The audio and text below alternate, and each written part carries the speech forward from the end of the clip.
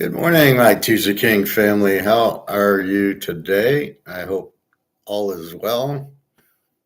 My knee's still bothering me, but with gout, it changes position. So it goes from my top of the knee to the bottom to the side of the knee. Still wondering if I can put my shoe on or not. I didn't leave yesterday. It was just too painful.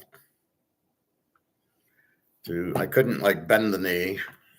I'm icing it. I've taken a bunch of colchicine and that.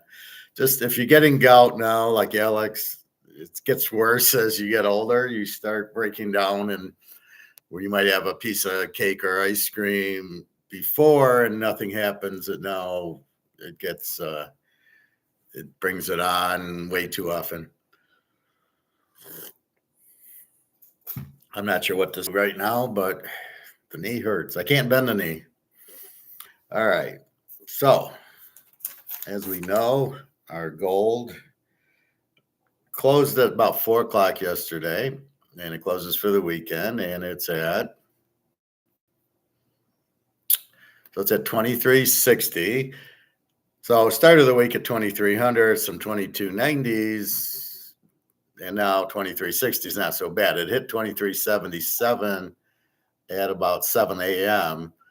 and then it just slowly tanked after the 10 o'clock and came back a little. So it went down to 2360, back to 2370, finishing at 2360.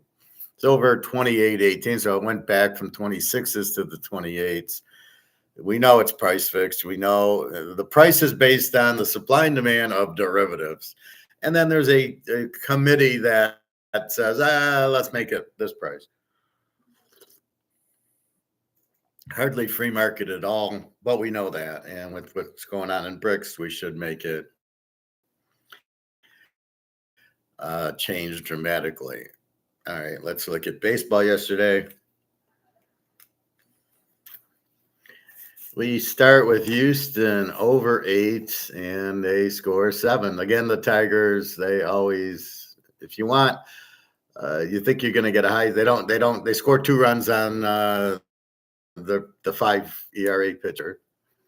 The Cubbies 7-2. We had it under 7. It lost. I looked at it.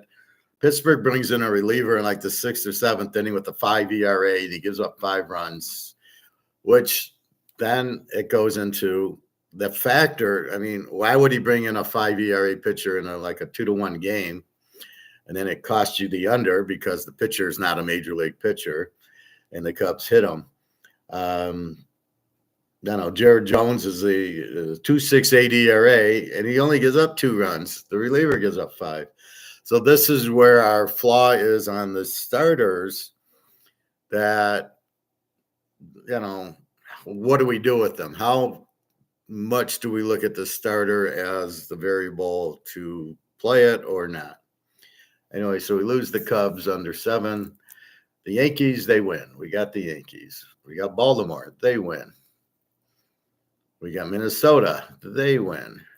We've got Boston. They lose to Washington 5-1, which is unbelievable. So the 5.91 ERA pitcher beats the 2.2 ERA pitcher. So Boston doesn't score on the bad pitcher. Washington hit. Well, I don't think they hit. So again, here comes the bullpen to give up the run. So Boston loses.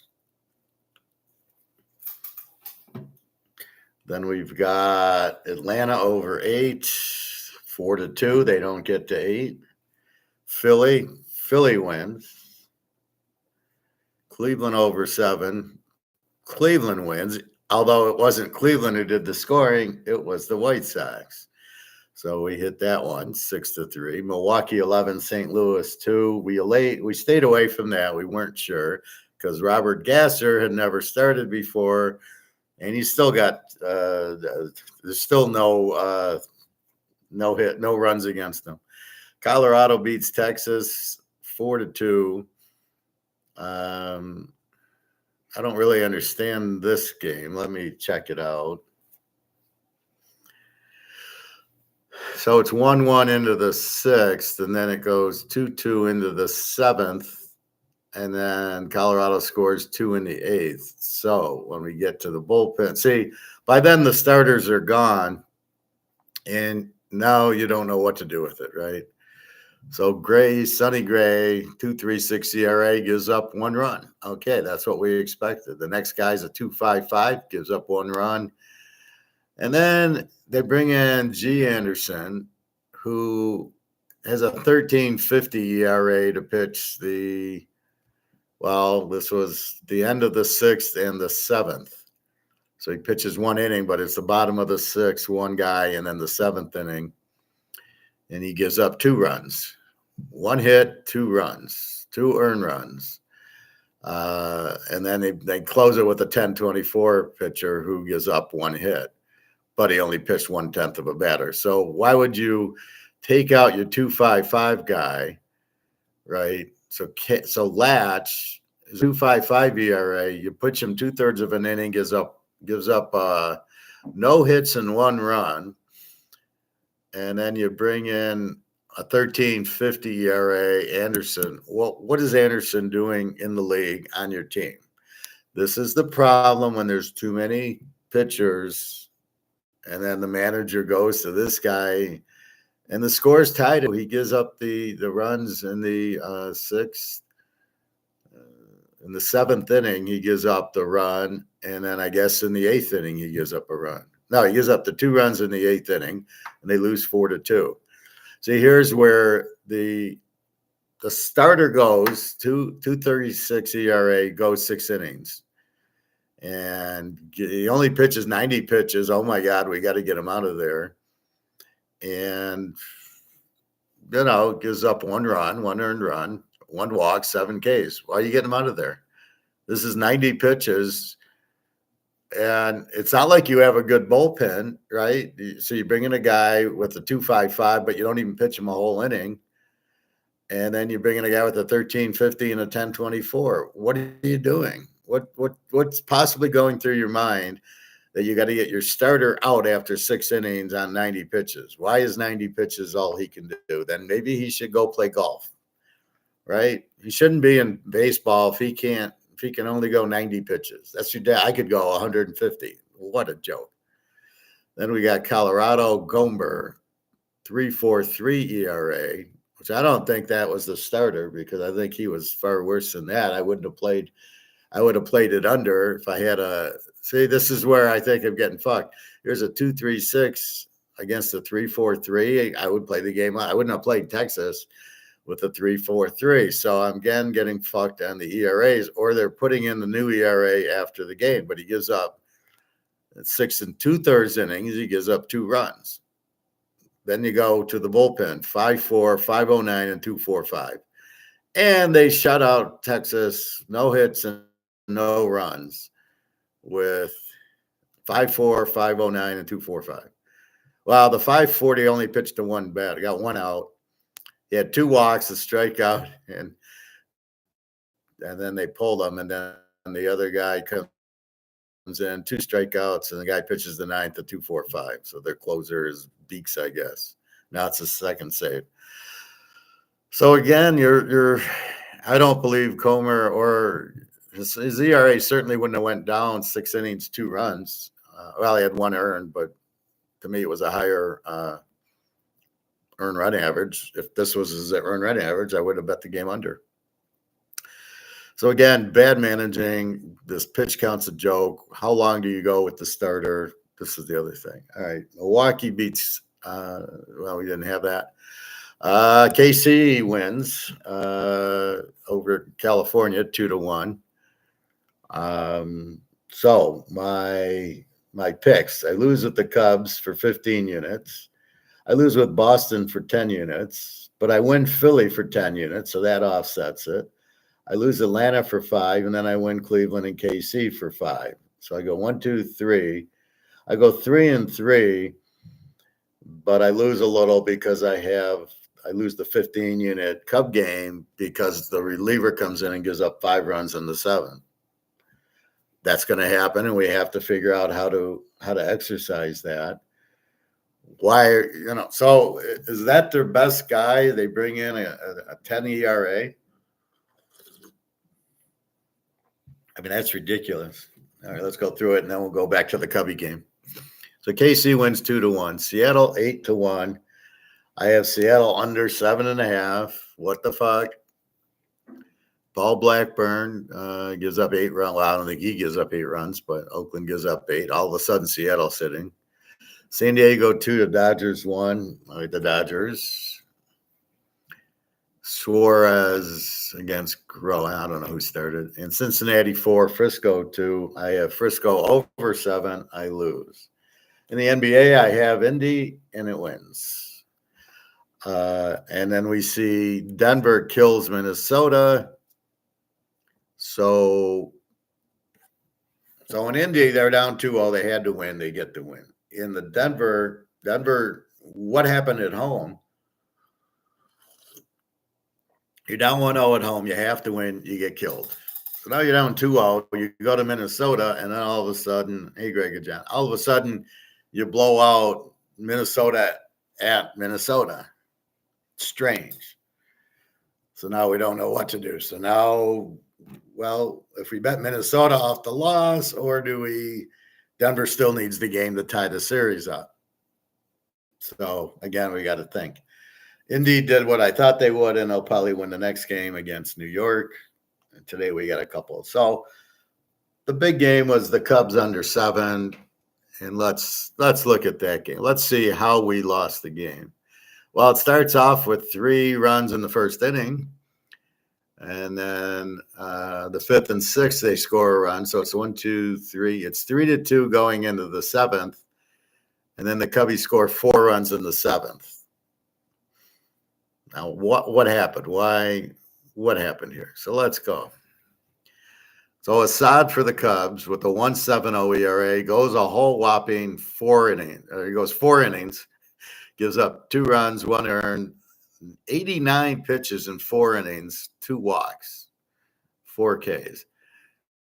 Then we go to Bobby Brown, gets the win, goes 3 2/3 innings, gives up 2 hits, no runs, 3.73 ERA, and then the 4.41 ERA shuts him out in the 9th. So they gave up 2 runs, 1 earned. All right, so you had an unearned run in there. So the Cubbies did their thing, giving up 2 runs to the Pirates. Now, Jimmy Jones, Jimmy the Tulip, 2.68 ERA, gives up 3 runs, 2 earned. So another error. So we got 2 errors costing us 2 runs in this game. Gives up 7 hits, pitches 6 innings, and he pitches 87 pitches in 6. So it's 7 hits, 3 runs, 2 earned, 2 walk, 4 Ks. And then here's the trouble. So you pull a guy with 87 pitches. I don't know why he couldn't pitch the 7th inning. Oh, my God, he'd have to face the guys 3 times. Instead, we bring in Stratton with a 4.42 ERA, and he gives up 4 hits, 4 runs, 4 earned, a walk, and a strikeout. Unbelievable. So this idiot, you go to a 4.42 in the 7th inning. Why don't you keep your starter out there? You tell me Jerry Jones can't pitch. He only pitched 87 pitches. So Stratton comes in, pitches 31 in 1 inning, gives up 4. How many? He had 1 walk. That's where we lose. We lose on Jerry Jones. Or no, we lose on Stratton, giving up 4 runs. And then they bring in a 3 and a 4.41, and Fleming gives up 3 hits and no runs in the 8th, and Contreras gives up nothing in the 9th with a 4.41 and a 3.00. So we lose the game because of Stratton gives up 4 runs in the 7th. How do you bet that? But it looks like their bullpen sucks. You got a 4.42 and a 3.0 and a 4.41. So I guess after it went 7-2, he's putting in his garbage. The question is what is he doing putting in Stratton with the 4.42 in the 7th inning, and supposed to pitching Jerry Jones in the 7th inning? I mean, the guy's given up 7 hits, okay, a couple of walks, 87 pitches. What are you taking him out for? See, here's where the problem is. He needs to pitch the 7th inning, and he needs to pitch the 8th inning. And then you bring in Contreras to pitch the 9th. So there's 2 earned runs. We're under 7. We give up 9 in a game that should never have gotten anywhere near there.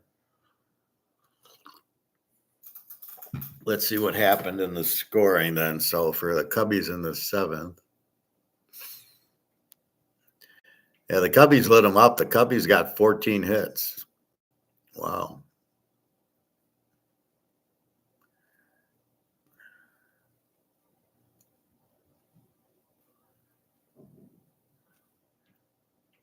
So it's 3-2 in the 6th, and then a single to right center. Bellinger to second. Troutman scores. Happ doubles to right. Morel to third. Bellinger scores. So it's still only 5-2. Then a single to right center, and 2 guys scored at 7-2. So there's a bunch of singles. Not just pathetic. So Jared Jones 2-4 with the 2.68. Ben Brown was less than 3.7. So this is the variable part that how the hell do you figure out? Denver needed the game. Denver needed game 2. Phillies are a good pick. The Marlins suck. Well, Philly's been hot, so I like the Philly pick. That's why it was a 10-star. Let's look at Boston. Boston was our other 10-star. No, we had 3 10-stars. We had Kansas City, which won, Philly, which won, and Boston, which lost. What drove us to Boston? They lose 5-1 to Washington. And let's walk through this game. So Washington gets a grand total of 8 hits, Boston 9. We just have Boston to win. So Corbin, the pitcher, goes 5 innings. This is Washington. Goes 5 innings, gives up 1 run with a 5.91 ERA. So he gives up 7 hits and a walk and 1 run and 1 earned run. So he only gives up 1 run in 5. They get 7 hits in 5 innings and only get 1 run. There's your first problem. Then the bullpen comes in. 2/3 of an inning, a third of an inning, and then an inning, an inning, an inning. So they go through 5 relievers. Corbin pitches 86 pitches. He's done after 5. I mean, this is baseball. Then they go to a 3.38, and he pitches 2/3 of an inning, gives up a hit and nothing else. So they don't score Boston. A 5.23 pitcher comes in, gets the 1 out, no score. 2.53 pitcher comes out, 0-0-0. A 4.7 pitcher, 0.47, nothing, and a 1, nothing. So the last 2 relievers, Florio and Barnes, just shut them out. Good relievers, a 1.0 and a 0.47. So the 5.91 didn't throw as expected. They got 7 hits, but only got 1 run against them, 1 walk. And then you went to the 3.38 and the 5.23. No, see, and here's the thing: 5.23 pitches to 1 batter, or he gets 1 out, and he strikes him out. I mean, this is the problem. So then we look at Boston, going, well, why did we bet Boston? Tanner Houck goes 7 innings, 2.24 ERA, and he gives up 6 hits, but he gives up 3 runs. So you're expecting him to give up 1 run, and you're expecting Washington's guy to give up at least 3 or 4. So 6 hits, 3 runs, 3 earned runs in 7 innings. He pitches 95. Then they bring in a 0.57 reliever, Bernardino, 0-0-0s. And then I don't know if this is their closer or not. They're down 3-1. They bring in a pig with a 3.09 ERA, Jensen, who gives up 2 hits, 2 runs, 2 earned runs, a walk, and 3 strikeouts, 3.09 ERA. I don't know why he's the close. No, so all right, Houck, bad outing, 3 runs. Then you got a 0.57 guy, and you only pitch him 1 inning. Why don't you pitch him 2? The guy pitched 8 pitches. That's it. He's all done. 8 pitches. This is my point. So with 8 pitches, he's got a 0.57 ERA because he comes in, those 8 pitches, 7 strikes, and he's done. That's all he can go. And then you bring in Jansen, who pitches 22 pitches. So can you tell me that Bernardino, who probably can't pitch today because he pitched yesterday, those 8 pitches and you take him out? So what I'm seeing here when I look at the box scores is I don't see anybody. This guy Hawk, 95 pitches for Boston. Washington starter 86. They're not even going 100. These guys are going 80, 90 pitches. And it's a joke. And then the bullpen guy comes in, 8 pitches, 7 strikes. Well, okay, that you're probably tired. We need to take you out. And Washington, Corbin 86-54, Law 15-7, Garcia 6 for 5 strikes, Harvey 15-9, Florio 10-6, Barnes 24-15. So Garcia comes in, gets the 1 out, and he's got a 5.23 ERA, 6 pitches, 5 strikes, but let's take him out. I don't understand baseball right now. I fail to catch the logic of the 100 pitches being the magic number. I guess it's like you know, if it's 4th and 2, you automatically go for it. If you score a touchdown and you're down 14, you automatically go for 2 so you can stay down 9. That's the stupidest one. It's a 14-point game. And you score, now you're down 9. No, you're down 8. There's one scenario where you're down 9 and they go for 2, and then you end up where you fucked yourself because you can't. What are you going to do now? You're down. If you would have kicked the extra point, you're down 8, score, and get the 2-point conversion. But because you missed it, you're still down 9, and now you need 2 more scores. The other one where you're down 14 and you go for 2, and you makes no sense at all. So if I'm down 14 and I go for 2, now I'm down 6. Okay, if I kick the extra point, I'm down 7. I score, I kick the extra point, we go to overtime. Oh, we don't want to go to overtime. We're playing to win. Oh, because it's so easy to get the 2-point conversion when you're down 14. So you're down 14, kick the extra point, you're down 7. Now, if you happen to score again, you tie the game up. Or then if you want to, go for 2 for the win. Does it matter? Wouldn't it be easier to kick the extra point, get down 7, score, you're down 1. Now you can decide if you want to go for 2. But the other way, if you fail, so you're down 8 and you miss, now you have to go for 2 to tie it. What is the benefit of that? These coaches are beyond stupid. Oh, well, that's what the algorithm says, or the analytics, or whatever. What are you on? You guys on steroids? What the hell are you talking about? Really doesn't make any sense to me. The whole thing is, see, they're not looking at consequence. I take you back to the Lions game, 4th and 2 twice. Well, let's go for it. What if you miss? Oh, well, we're going to make it. That's the problem I don't understand. It's like printing money, right? The MMT guys say, well, you can print all the money you want. It doesn't matter. What, are you kidding me? At what point does it not matter? Well, we're the reserve currency. I was just some idiot yesterday, Egon's buddy, who's a Keynesian, and oh, no, you can, because of the reserve currency, they can just keep printing. No, you can't. Your Keynesians are stupid. There's a consequence to everything. You hit an iceberg, the boat's going to sink. It might not sink. It will sink. And if you print the money, it will go to 0 because you printed too much of it. You can't. Well, we're the reserve currency, though. Well, let's go ask the Romans about that, or England, or France, or any of the other countries that were the reserve currency. Doesn't work. You kill your currency, you kill it. That's the bottom line. So that's what these guys are. So let's go for it on 4th down, and you miss, you lose the game. That's the consequence, and they don't want to look at the consequence.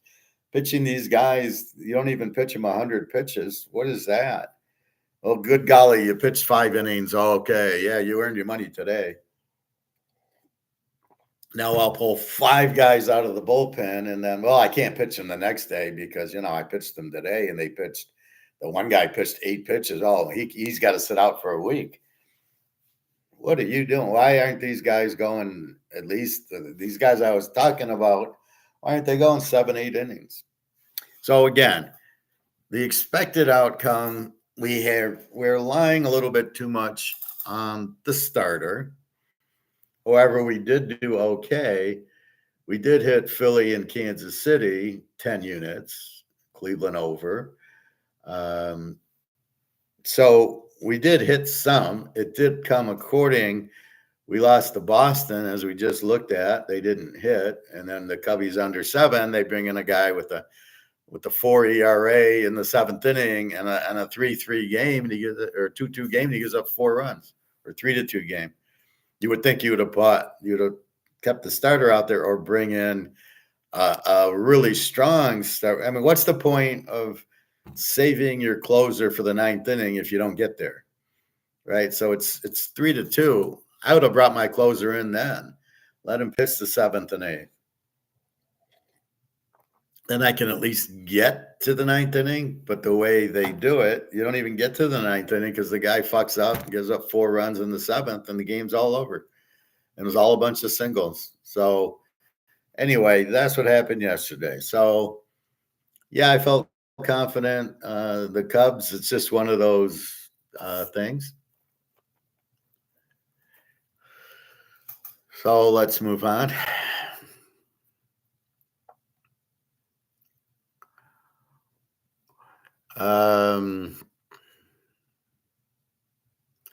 So today, let's start with the baseball.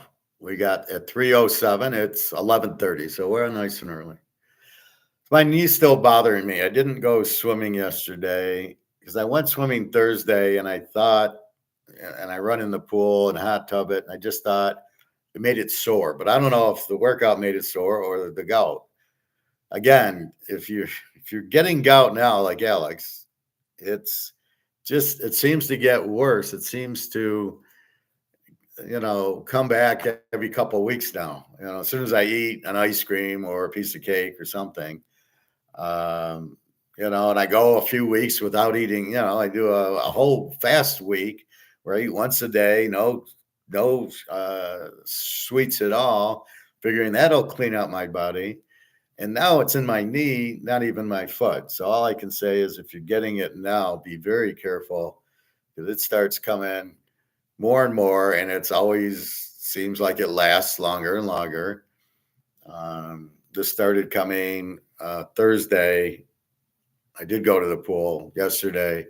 Today, I will try to go to the pool, but I think the biggest problem is putting on my sock and shoe. I was able to bend the knee Thursday, but yesterday I couldn't. Today, it's moved over a little bit. I'm going to try if I can find the right angle to put my sock and shoe on.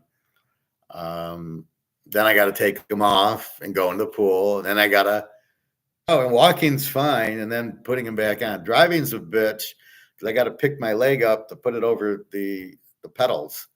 Once they're over the pedals, I can keep them over the pedals. But it's that movement of picking it up to put it over the pedals that, again, I think I have to get an angle on. I don't think I can go straight. I think I have to kind of go like this, and pick it up. But we'll see if we can do it. I'm supposed to meet my friend Chelsea there, who had the outing last week I couldn't go to. She's not there often, and I owe her a wedding present, although she had one of these weird weddings. It was like a very closed ceremony. But I said, well, when you get married, I'll give you a present. So I want to honor my word. Jenna's birthday today, so I gave her those little happy birthdays things. And she's just laying at home. I gave her some money so she could go enjoy herself. But again, she's in the middle of a war, and I'm her boyfriend, so she's, not going out. And then Daria is the mystery woman again. She's fucking around. Where again, it's now. I heard from her Wednesday night. Now it's Thursday, Friday, Saturday. Something like. I'm really getting frustrated with her. My stoic is that she's. If you love me, you'd text me. how do you not, like, Jenna texts me every day, and so I go to myself, well, what the fuck's going on? How do you not text me? Even if you're at work, so text me. I'm at work. How are you? I'm fine. So obviously she has a lot of issues. All right. I don't know if it's depression. I don't know if she's sensitive. It's things when she doesn't want, like her mother is trying to get a flight to take care of her daughter when we go to Serbia. But when the mother says, I don't know, then she's upset at the mother for not coming. So, because she wants, I said, I'll come to Russia. She says, no, I want a vacation with you. I don't want you to come here. That's not a vacation for me. I said, well, that's fine. So then it becomes her mad at the mother, but doesn't want to tell me that she doesn't have a date yet. Because I keep pushing for a date, going, well, it's cheaper if we can book the flight and the hotel now. It's much cheaper. So she's trying to get the mother to book the flight, and the mother, I don't know. And so she's upset. She gets upset at the mother or her friend or work, and then she doesn't talk to me. Like, well, I get into myself and I'm mad or I'm frustrated. And so I don't understand that. Why wouldn't you talk? I guess if you lose your job, do you want to tell your girlfriend or your boyfriend, oh, I lost my job? And I get that to a point, but on the other hand, if it's like this, I would, okay, just don't tell me that. Just say, hi, how are you? And there's something happened. I don't want to talk to you about it now, but here I am. And that's what I don't understand. Like, you can't communicate. It's the lack of the communication doesn't make any sense. So I really need to meet her and figure out what the hell is going on with her. But I don't know. We'll see. I'm ready to go meet Jenna because meeting Daria. We can only meet in the summer or Christmas when the daughter's off school. And so we'll see about the summer. I asked for June because it's cheaper and it's close. I want to meet her already. And then it turns into July. We don't know. And it'll probably be August, which is way too expensive and way too hot, but I won't have a choice. Anyway, that's where we're at. So it's frustrating on me. I go, fuck, no communication. I don't know what to do with it. So I'm just frustrated with that. But I'm like coming to the conclusion of it. Look, she's fucked up. All I can do is just be there for her, but not get upset when I don't hear from her. So I'm trying to stay stoic. So the reason I bring this up in class is it's about how to deal with girlfriends and how to stay stoic from my point of view.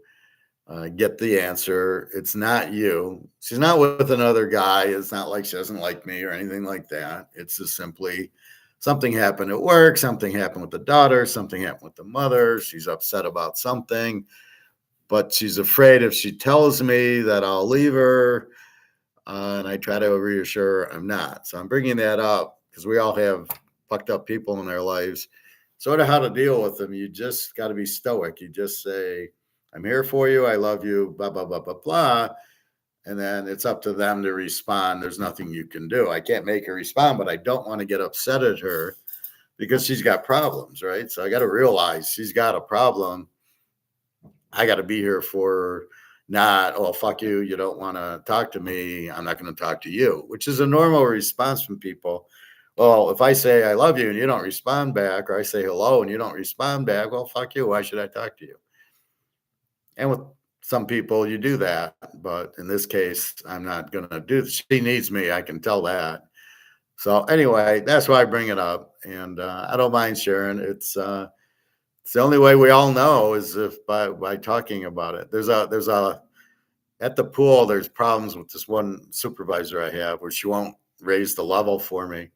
So I go to her boss, and she says, well, the only way I know that she's not doing it is if you tell me. So don't worry about telling me. And I go, well, I'm going to tell you a lot because this woman doesn't want to work.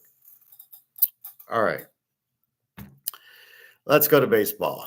Minnesota and Toronto. Minnesota is actually playing quite well. They're 23-15. So when they weren't hitting, they are now. They are they're hitting 239. So they're not as weak a hitting. Like it used to be them and the White Sox couldn't hit. They've been hitting a storm. So Minnesota is not the Z team that the White Sox are. So, Simeon Richardson 1-0 with the 174 against Kevin Gausman 2-3 with the 378 for Toronto. Toronto's a 150 favored. Let's look at this. Simeon, I thought he just started pitching a few games ago, and he's not bad. Yeah, he's pitched 5 games. A 6-5, a 3-2, and a 6. Oh, well, they have today's games. I don't know why you have today's games. And the most he's given up is 2 runs. So I don't mind this guy. At least he's regularly pitching against Kevin Gausman, who kind of is 2-3 with the 378.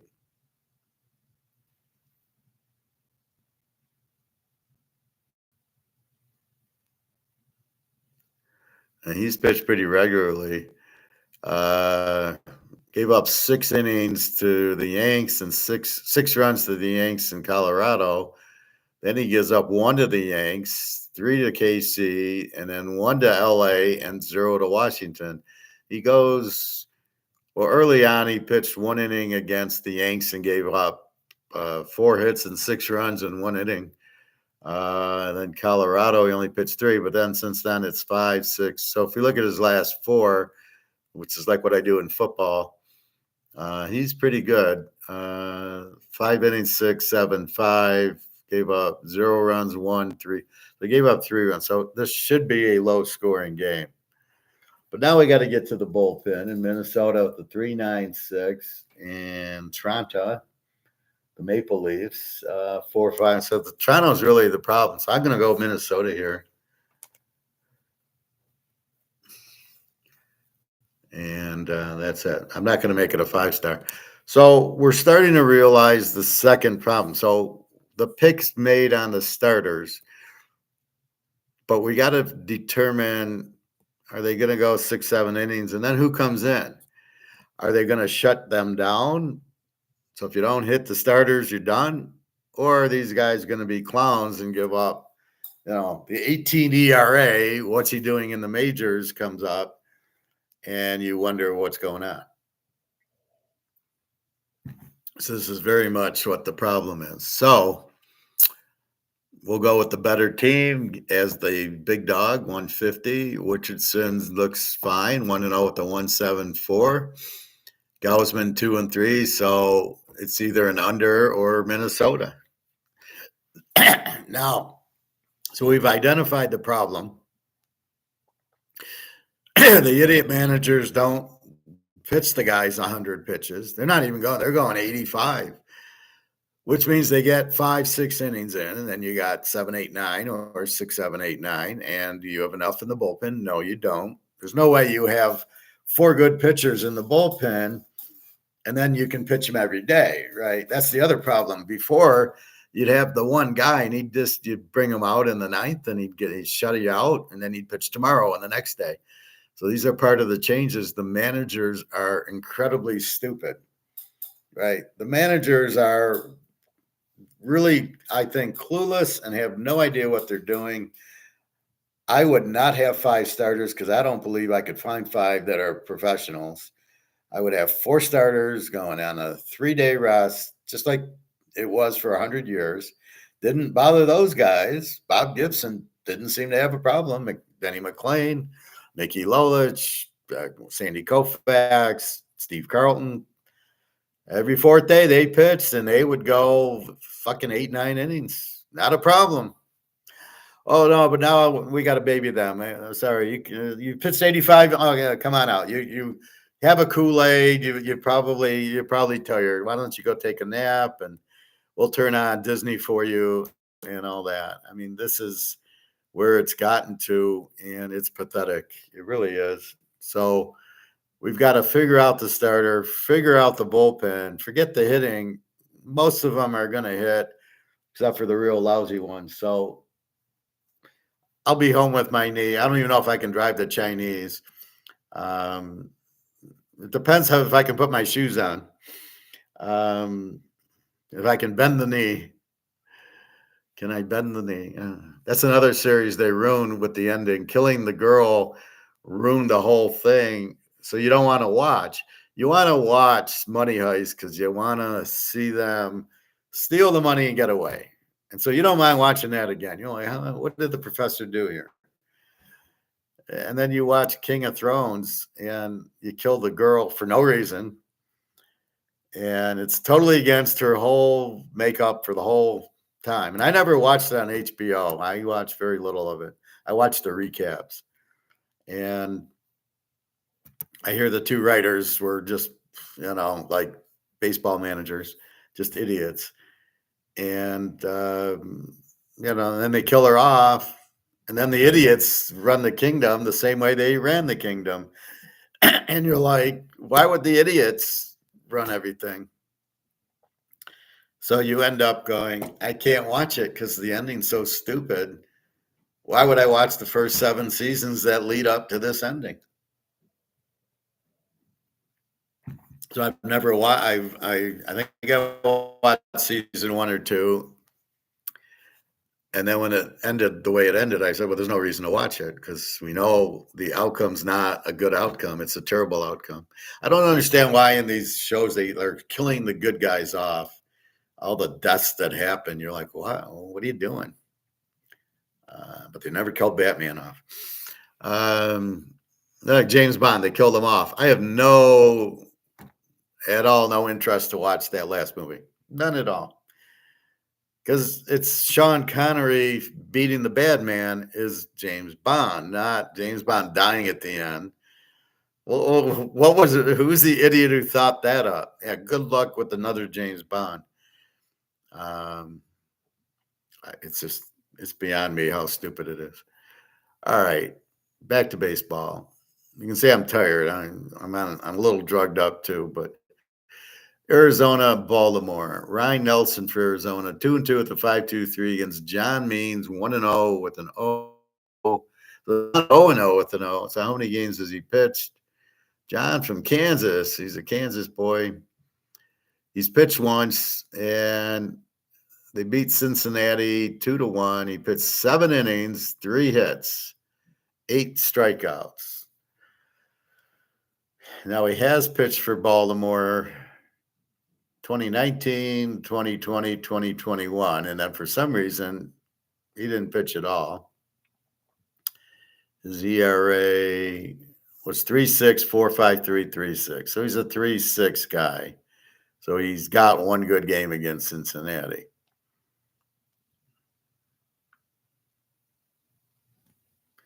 So you're like, what do we do with this guy? Ryan Nelson is 2-2 with the 5.23.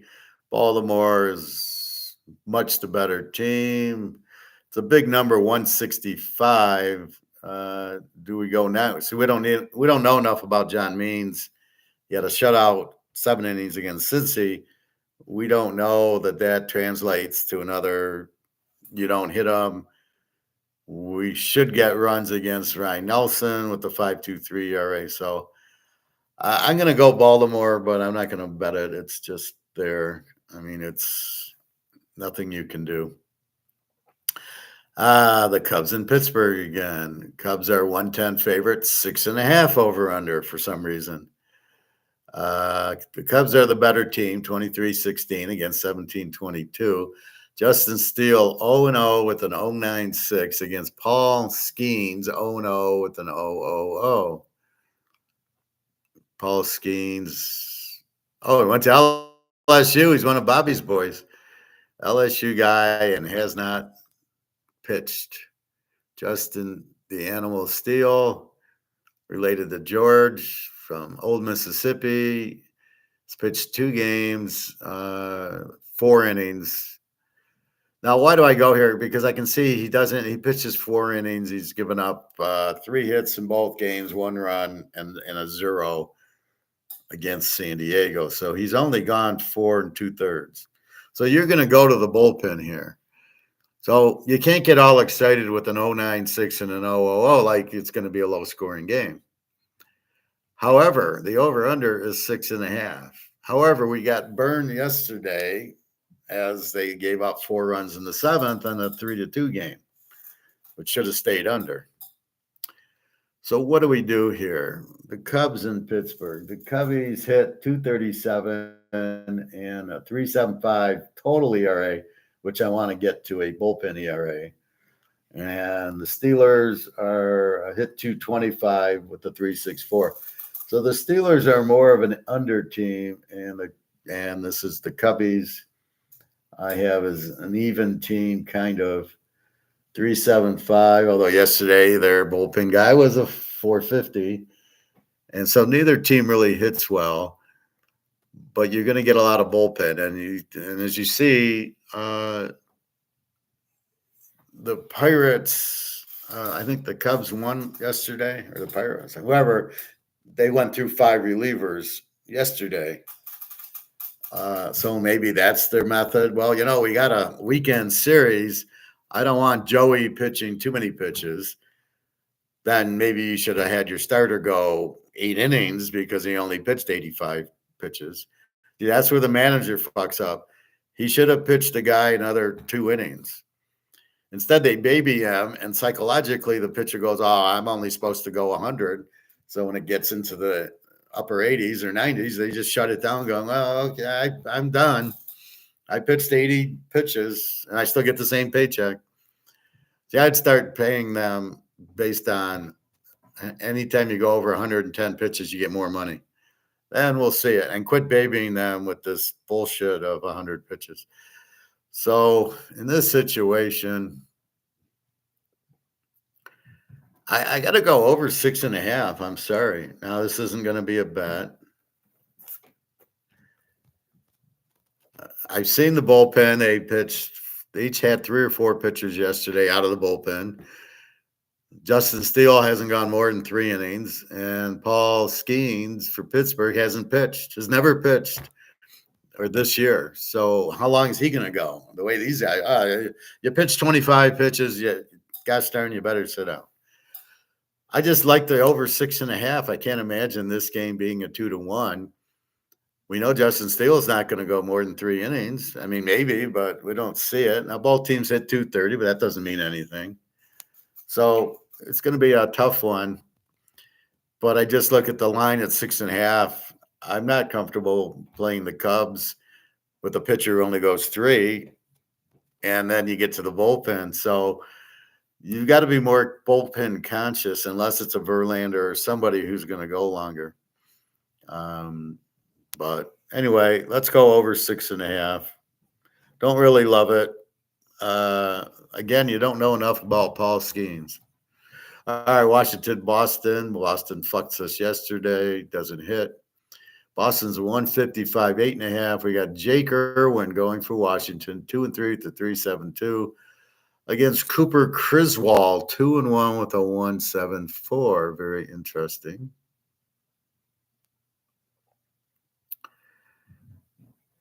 And he's pitched 5 games, 4 innings, 2 innings, 5, 5, and 4. So you don't get more than 5 innings out of the guy.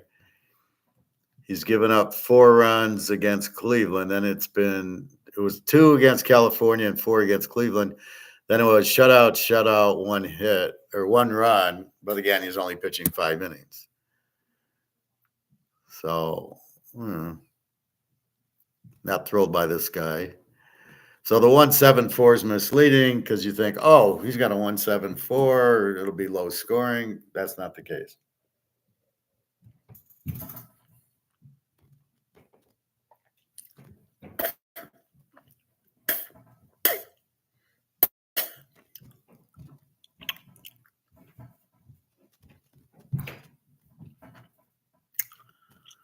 I got the loudest people upstairs. I'm in an apartment. I got these idiots upstairs. Just they don't realize there's noise they make. So Washington, Boston.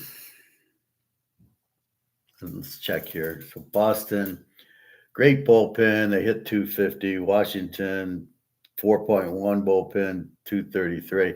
That's the other reason I took Boston, because I thought they had the better bullpen and they hit better. So you don't understand a 5-1 game. It makes no sense for Washington to win 5-1. So I can't trust Griswold, Boston didn't hit much yesterday against the Pigs. Washington, I have no idea. This is a pure guess. I'm going to go under just because of Boston's bullpen. But again, I'm not. This is not a bet. This is not a 5-star or 10-star. Atlanta and the Mets. Here we go. Here's a team that actually is good. Atlanta. Philadelphia is good. The others playing the Mets. Max Fried, 2-1 with a 4.23 for Atlanta. Christian Scott, 0-0 with a 1.35. Let's look at him. This is the problem. There's so many guys that you never heard of. Here's another guy that pitched one time. 6 innings, 5 hits, 1 run. So he had a good outing against Tampa, who doesn't hit. And now he's home against Atlanta, who does hit. Over under 7.5. So let's look in the Atlanta. Pretty good bullpen, 370 with the 250. So they can hit. Although it used to be 290, it's down to 250, Atlanta.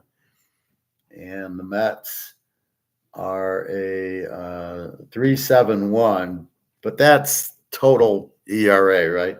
3.71 with the 2. So they don't hit very much either. So we know Atlanta's the better team. They're a 155 favorite, 7.5, Max Fried. Yeah, let's go over here. Atlanta over, only because it's 7.5. It's Atlanta. I'm not banking on Christian Scott. He pitched 1 game, and Max Fried gives up a 4 ERA. So,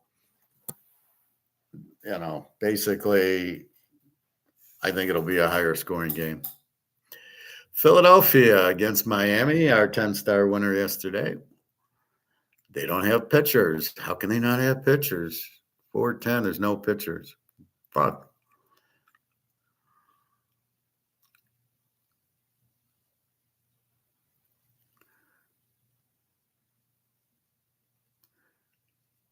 How do you not have the pitchers?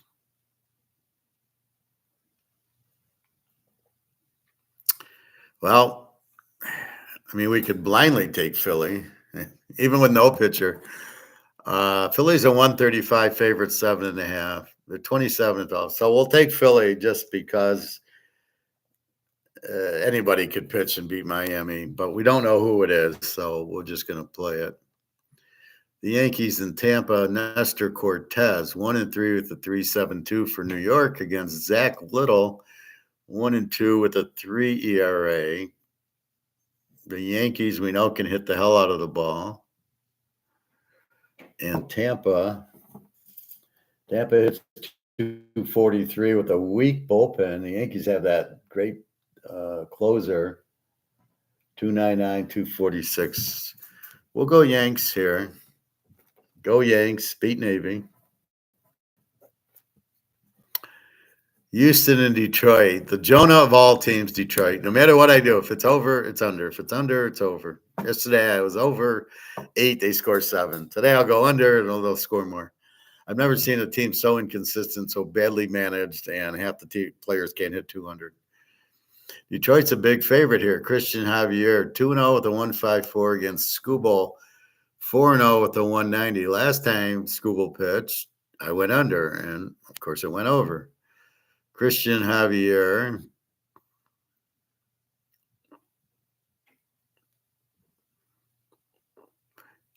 from the Dominican Republic.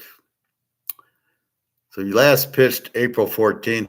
He was on the DL, but obviously he's off if he's pitching. He goes 6 innings, 7 innings, gives up 2 runs, 3 runs, and nothing. So the first 2 starts, nothing. Then he came back to earth, gave up 3 runs, and then gave up 2 runs.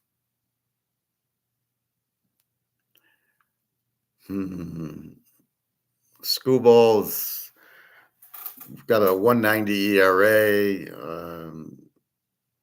You can't bet Detroit. The over under 7.5. Yeah, let's go under. Let's go Houston under 7.5. And of course, so we should really bet over because Detroit is the most inconsistent team. So whatever you think should happen doesn't. Cleveland and the White Sox. We had this game. This was a beaut. We had it over 7 with two kind of pig pitchers, and it went way over. Today, let's see what we're going to do. White Sox are the Z team with a 5 ERA and a 2.11 batting average. Cleveland a 165.8. Tristan McKenzie 2.2397 against Mike Clevenger 0-1 with a 13.50 ERA. Is this for real? You're pitching a guy with a 13 ERA. This guy's even in the league with the 13 ERA. He pitched 2 innings and gave up 6 hits, 4 runs, 3 earned runs, 4 walks, and no strikeouts. Wow. Okay. So his ERA is really, he's going to give up about 3 runs, he's not going to give up 13. But he's not good. He has no, well, that was his first time back. So is he going to get better? Well, this we don't know. Cleveland, Tristan McKenzie. So what do we got? I think we got to go over again. Cleveland over. It's only 8. Clevenger, he's going to give up 4 or 5 runs. Depends how long he pitches for. McKenzie gives up 4. So just out of that, we should get our 8 runs, and then the bullpens should come in and muck it up. The 5.0 ERAs will be scoreless, and the 1.0 ERAs will give up 5 runs. So we'll go over with Cleveland. It's safe. It's the most logical play there. St. Louis, Milwaukee. Milwaukee killed them yesterday, and I thought, oh, shit, I have St. Louis, and I realized, no, it was Kansas City I had. I didn't have St. Louis. I avoided this game. Milwaukee's a 1.75, 7.5. Kyle Gibson, 2-2 with 3.68. Freddie Peralta, 3-1 with a 3.49. High scoring yesterday. It's 7.5. St. Louis, 3.93 ERA, 2.14. St. Louis is an under, although they gave up 14 runs yesterday. Milwaukee with a 4 ERA, 2.54 is a little bit more of an over. St. Louis, weak pitcher. They both are weak. We're going to go over here. So let's go to St. Louis over 7.5.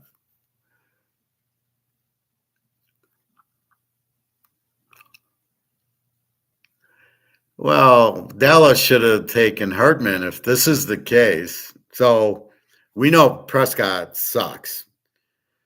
We know Cousins sucks. We know Atlanta only took Cousins because they didn't think they'd get Penix. But when Penix fell in their lap, we're like, they had to take it because he is the best quarterback in the draft, and he's much better than Cousins. We know Cousins isn't good, and he's still hurt. So that would be great. And then they could just cut Prescott, let him go. They wouldn't get anything for him anyway. But I don't know that you got any better with Cousins. You're better off signing Hartman. Dallas would have been better with Hartman than they would be with Cousins. All right. If only I was the GM, right? You'd see good football. All right. Cincinnati, San Francisco. We got Cincy 135-8. They're both 17 and 21-23.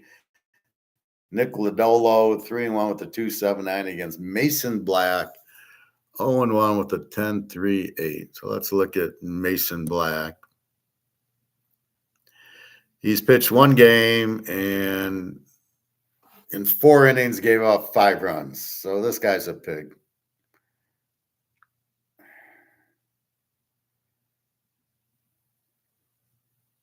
So Lodolo, 3-1 with a 2.79. Yeah, so let's go Cincinnati here. This will be our first pick. This will be a 5-unit pick. I ain't not ready for 15-unit picks till I learn the bullpens a little bit more. All right, Texas, Colorado. We've got Texas 160 and a 10. Colorado actually won this game yesterday. We actually lost with Texas. Andrew Haney 0 and 4 with the 450 against Feltner 1 and 3 with the 5.40. I'm going over 10. Two pigs on the mound. You can't bet either one. How are you going to bet? And I'm going to bet on Andrew Haney. He's 0 and 4 with the 450, or Ryan Felter 1 and 3 with the 554. Who are you going to bet on? So should be a lot of runs. I know Colorado's got a terrible bullpen. So let's go Texas. Start hitting, boys. The Dodgers and the Chargers. A very good West Division game. The Dodgers 150 and 9. James Paxton 4-0 with the 306. Waldron 1 and 4 with the 582. The Dodgers are 150 over under 9. So we got to go Dodgers here. Even though we had them yesterday and they lost, I don't think Waldron beats them. Then we got KC against California. KC, we had 10-unit. It won. Minus 160 and 8. Cole Reagan's 2 and 2 with the 338 against Tyler Anderson. 2 and 4 with the 274. Good ERAs, bad pitching. 2 and 4 with that. California's pretty bad. Let's go KC. Beat Navy. And our last game is the Raiders against the Seahawks. We got Joey Estes for Oakland, 0-0 with an 0-0, and Bryce Miller 3 and 2 with a 2.61. Stabler must be out today. Let's see. He hasn't pitched this year. Last was in September. He was a pig last year. So Estes is no good. Bryce Miller 3 and 2. So we're gonna go with Seattle.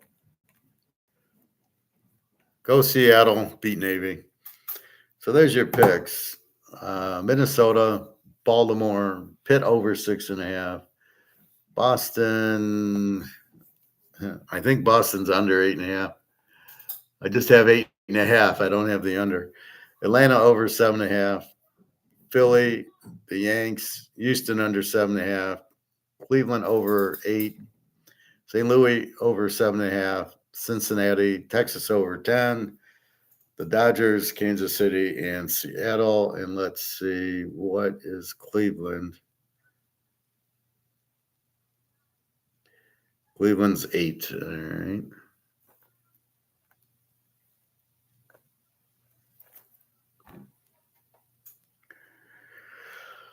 All right. So that is baseball. So the only real small bet, Cincinnati. I'm a little bit mystified with the Cubs game and the Boston game yesterday. So I want to be a little more careful before getting too confident. And when you're gambling, it's all confidence. When you're confident, you're hitting the games, you're more confident, you bet more, and you believe you're going to win.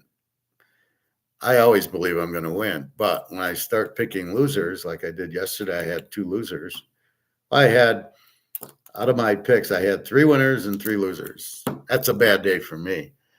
And, but what do? I look at why did I lose? And I lost not because of the starter. The logic was right with the starter. It was the bullpen.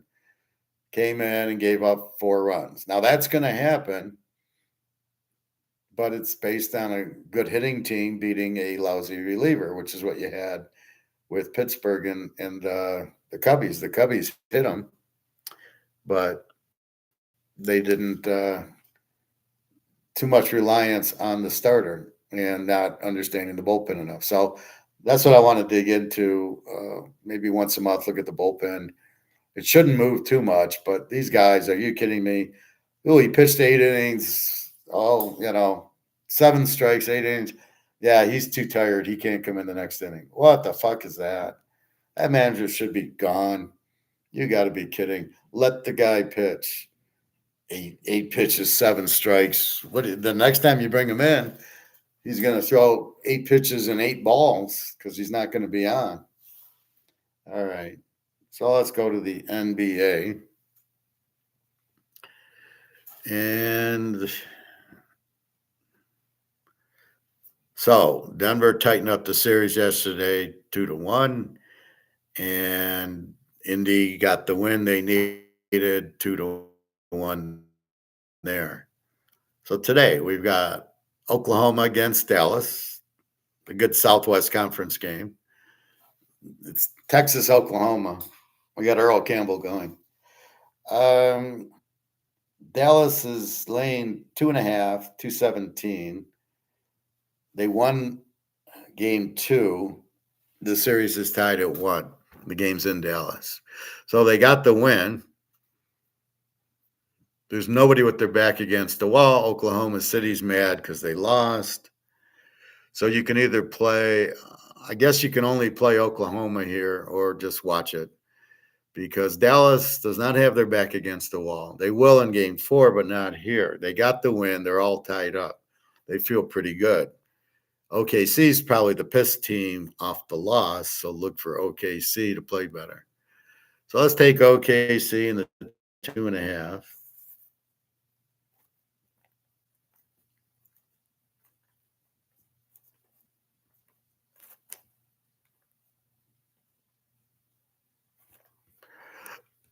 And against Dallas, just because they're coming off the loss. They're the better team, but the problem is in game 1, when you win by 30 points, you relax. Oh, this team sucks. We got them. Then you lose game 2. Then you start getting a little bit scared, a little bit frustrated. How the hell did we lose? And you get focused, and then you come on, and then you play to win. Now you're mad, right? Oh, this is going to be easy. It's not easy anymore. And we lost. How could we lose? We're the 1 seed. So look for off of the loss to play Oklahoma. Boston, Cleveland's the same thing. Boston kills them off the loss. Cleveland gets mad. Now here it's a little bit different. We expect Boston to be mad, but Boston's laying 7.5 in Cleveland. I like Cleveland here. I don't know that Boston is 7.5 points better than them. See, in the first game, Dallas is the favorite. I got OKC as a dog. Thank you. This game, I'm not taking Boston laying 7.5. Yes, they lost, and they won the first game by 30, but Cleveland won the second game by 30 in Boston. So Cleveland's feeling good. They're not afraid of them. Normally, if Cleveland was the favorite, I'd be on Boston off the loss, but in this case, I'm on Cleveland getting a touchdown at home. That's ridiculous. So let's go Cleveland plus 7.5. And that's it. So let's review. So OKC Dallas is 1-1. Mini Denver 2-1. We're mini 1 at Denver. Now Denver's winning at mini, and I've seen it happen. I would think Denver will win tomorrow. Boston Cleveland's tied at 1, and now it's the dogfight. And the Yankees and Indy are 2-1, about to be tied at 2-2 tomorrow. The Yankees aren't that good. And Indy, okay, Indy beat Milwaukee, who's injured. So this is kind of a skewed one. All right. So let's look at the NFL. Greg and John reporting in.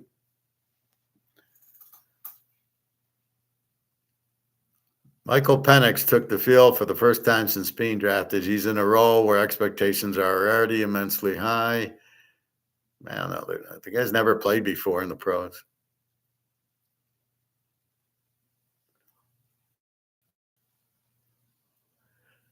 They didn't draft quarterback. Okay. The Dolphins. Penix is better than Tagliabue.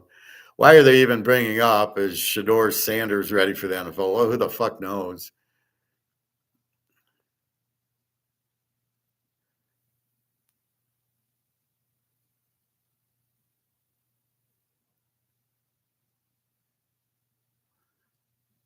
So I'm not seeing this trade you're talking about, Greg and John?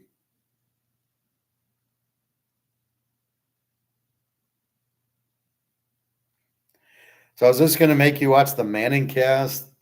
Bill Belichick will appear on the Manning cast. First of all, I hate both Mannings, and I don't like Belichick, so I wouldn't watch that. But I don't even get ESPN, so I don't get this. The expectations are high.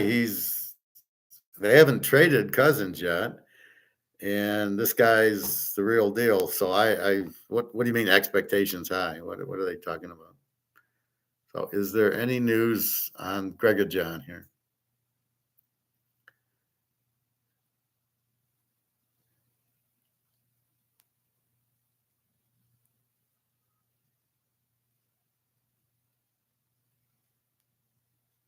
Believe me, he had more pressure at Washington.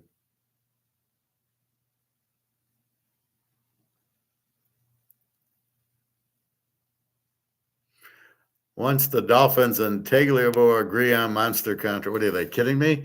You're going to give this guy a monster contract? Hey, good luck with that one. I mean, he'll look like shit because he's terrible. This is the problem with these teams. Tagliabue is not good. He hasn't won any big games, and you want to give him an extension. What are you, out of your mind?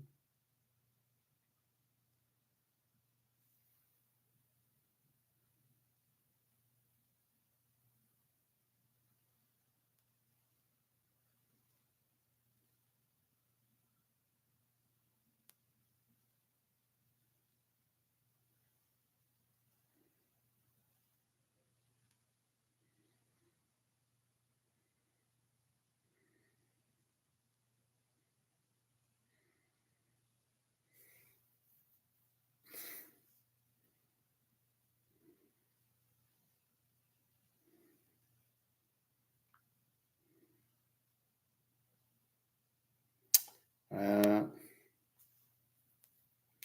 I don't see anything on this, but I'll take your word for it. I mean, it makes sense.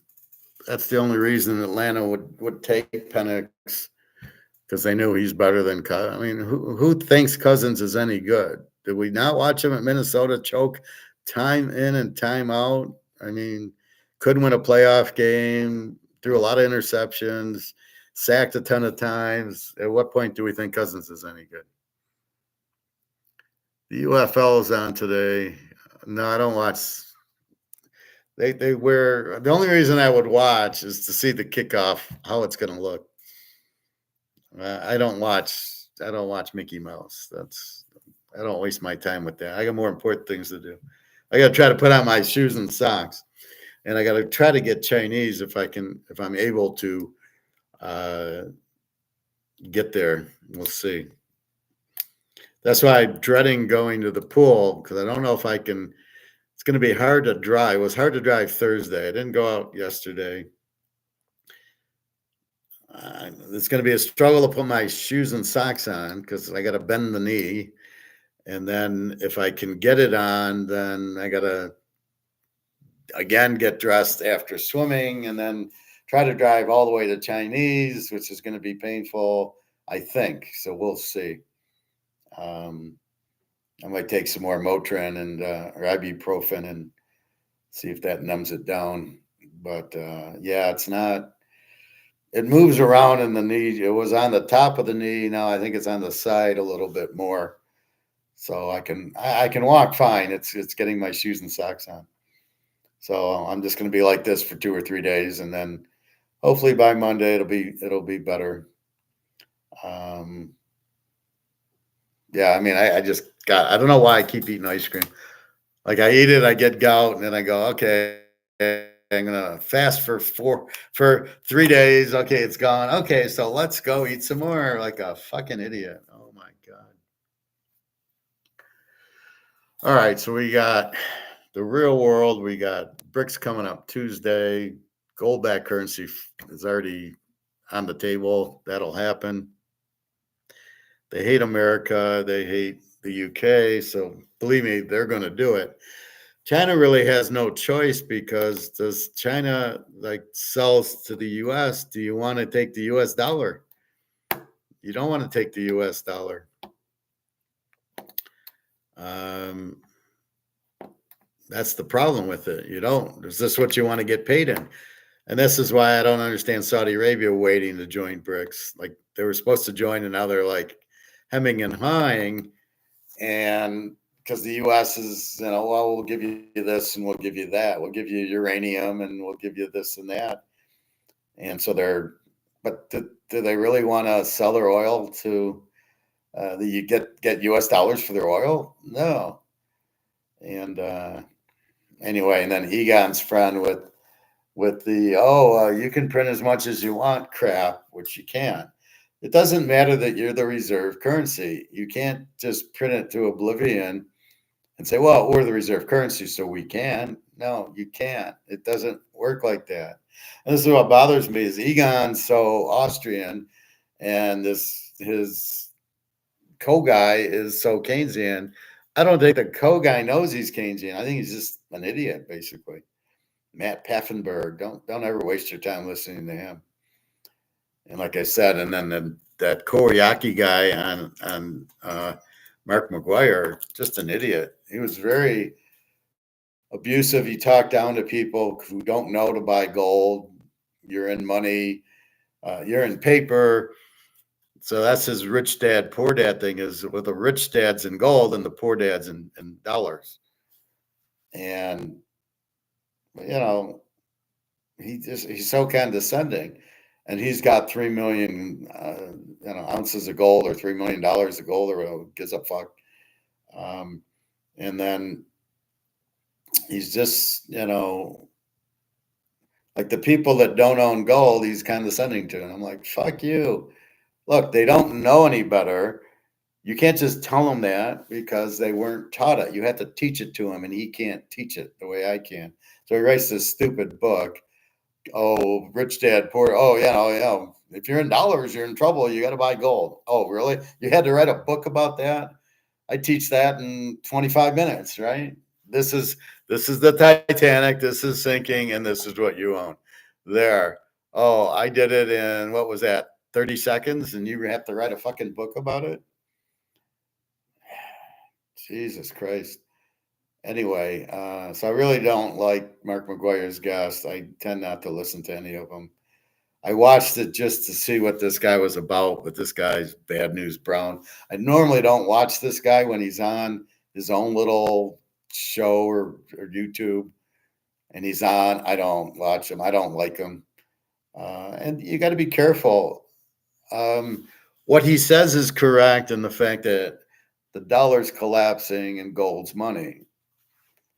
That's correct, but you don't need a book to say it. You need 5 minutes to say it. So he is right about that. And that's where we push to buy gold is protection, and you'll make a fortune on it.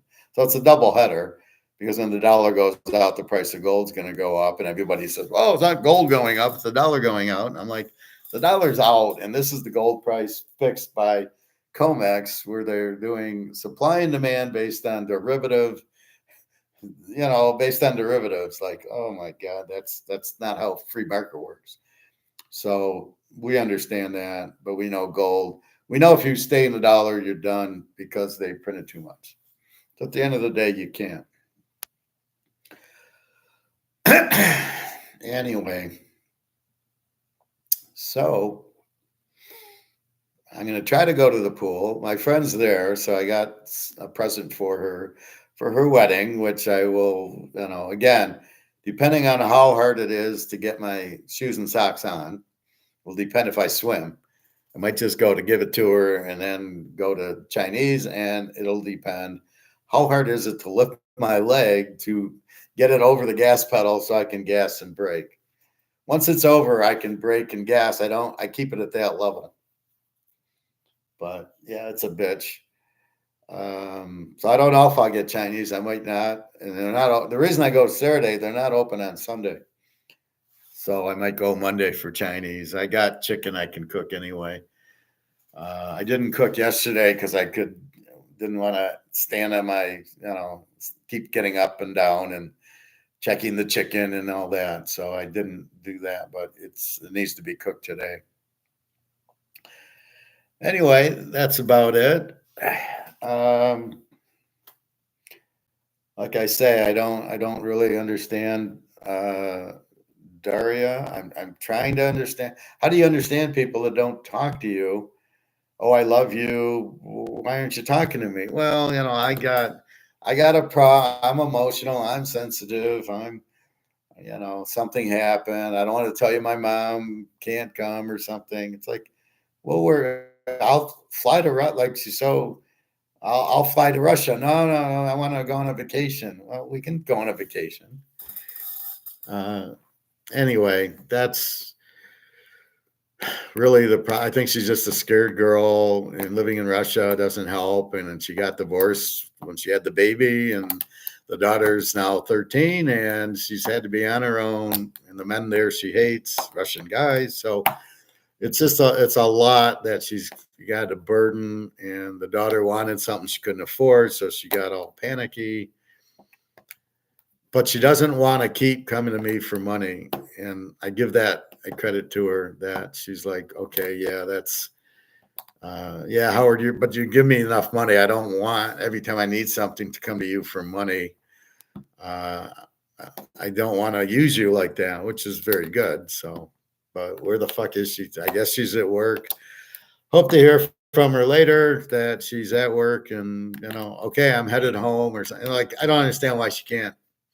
I'm at work now. Have a nice day. And why do we need it? I have no idea either. That's a stoic thing I can't figure out. A Russian bus crashed in the river. No, I didn't see that. What city? Does it tell you a city? I'm busy here. I'm reading baseball, not looking at that, but I will look at it. But I think she takes this. Well, she's probably at work now anyway. It's 7:30. Tell me the city if you have it. But yeah, there was a bomb threat at the daughter's school, and she got all nervous. And then she got happy when she learned class is over for the day. Then she was all excited. Not that there was no bomb, but that she got out of school. I think they do too much school anyway. But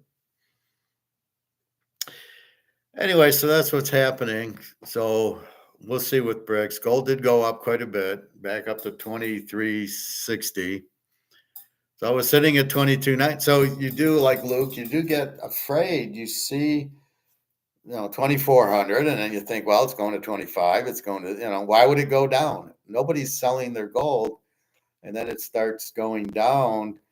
And then you're like, oh, shit, it went down to 2,300. And you start worrying, where's it going to end? And then it goes back up to 23.20. And you're like, okay. And now it's back to 23.60. You're like, okay, fine. One thing I read was the people buying Costco bars. They're buying the Costco, little bars from Switzerland, or from Switzerland. And I don't know how much they are. They're probably spot. So they're probably 2,400. And St. Pete. Yeah, that's where she's at, is St. Pete. When did that happen?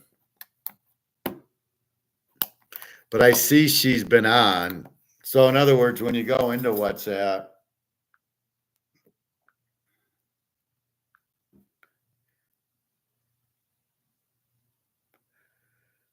she was on at 10:48.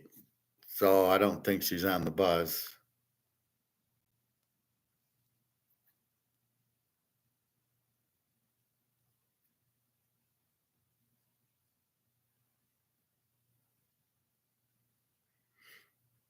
But I don't think she'd be on here. But hopefully she's okay and not a problem for her. What was I talking about?